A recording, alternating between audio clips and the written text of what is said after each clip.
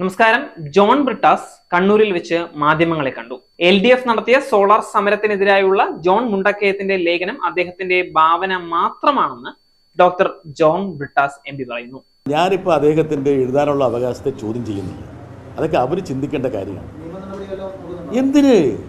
എൻ്റെ അടുത്ത സുഹൃത്തില്ലേ ജോൺ മുണ്ടക്കയം, അദ്ദേഹം ഒരു പുസ്തകം എഴുതി അത് നന്നായിട്ട് വിറ്റ് നിങ്ങളെപ്പോലുള്ള ആൾക്കാരൊക്കെ അത് വായിക്കും. അത് വായിക്കാൻ പ്രേരിപ്പിക്കുന്ന രീതിയിലുള്ള ഘടകങ്ങൾ അതിനകത്തൊക്കെ ചേരുന്നത് നല്ലതല്ലേ? അദ്ദേഹത്തിന് ഞാൻ എല്ലാവിധ ആശംസകളും ഞാൻ നേരുകയാണ്. അതിനകത്തൊന്നും ഇല്ലെന്ന്. എന്താ കാരണം ഒരു സെക്കൻഡ്, സമരം നടത്തുന്ന നേതാക്കളുമായിട്ട് ചിലപ്പോൾ ആ സമയത്ത് സംസാരിക്കാൻ നിവൃത്തി ഉണ്ടാവില്ല. എന്താ കാരണം അവർ സമരത്തിലല്ലേ. അല്ല, അങ്ങനെയൊക്കെ ഒരു സെക്കൻഡ്, അങ്ങനെയൊക്കെ ഒരുപാട് ചർച്ചകൾ നടക്കുമല്ലോ. ഇതിപ്പോൾ ഇത് പറഞ്ഞുകൊണ്ടല്ല, ഞാനത് പറയേണ്ട കാര്യമില്ലല്ലോ. യഥാർത്ഥത്തിൽ എന്താണ്, CPM-ൻ്റെ ഒരാവശ്യം കൃത്യമായിട്ട് പറയുന്നു, ആവശ്യം അംഗീകരിക്കുന്നു, അതോടുകൂടി അതാണ് സംഭവം. CPM നേതൃത്വത്തിൻ്റെ അല്ലെങ്കിൽ ഇടതുപക്ഷത്തിൻ്റെ പ്രധാനപ്പെട്ട ആവശ്യങ്ങൾ എന്താണെന്നുള്ളത് കൺവേ ചെയ്യൽ, അത്രേ കൺവേ ചെയ്യും. ആ സമയത്ത് എല്ലാ നേതാക്കളും സമരത്തിലായിരുന്നു.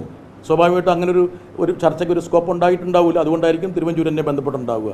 ഞാൻ പാർട്ടിയുമായിട്ട് ചേർന്ന് നിൽക്കുന്ന പാർട്ടിയുടെ ഒരു പ്രവർത്തനം എന്ന നിലയിൽ അദ്ദേഹം ഇങ്ങനെ ബന്ധപ്പെട്ടുവെന്നും ഇന്ന കാര്യങ്ങൾ പറയുന്നുവെന്നും അവരെ ധരിപ്പിക്കുകയും ചെയ്തു.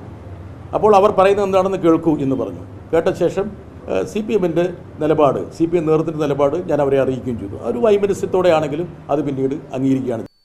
സോളാർ സമരം അവസാനിപ്പിക്കുന്നത് സംസാരിക്കാൻ ജോൺ മുണ്ടക്കയത്തെ താൻ വിളിച്ചുവെന്നത് കള്ളമാണ്. തിരുവഞ്ചൂർ രാധാകൃഷ്ണന്റെ സ്ക്രിപ്റ്റാണ് ജോൺ പറഞ്ഞതെന്നും MP കണ്ണൂരിൽ നടന്ന വാർത്താ സമ്മേളനത്തിൽ വിശദമാക്കി. അന്നത്തെ UDF സർക്കാരിലെ ആഭ്യന്തരമന്ത്രിയായിരുന്ന തിരുവഞ്ചൂർ രാധാകൃഷ്ണൻ കൈരളിയുടെ ഭാഗമായി പ്രവർത്തിച്ച ചെറിയാൻ ഫിലിപ്പിനെ ഫോണിൽ വിളിച്ചു. ചെറിയാൻ ഫിലിപ്പ് ആ ഫോൺ എനിക്ക് കൈമാറി.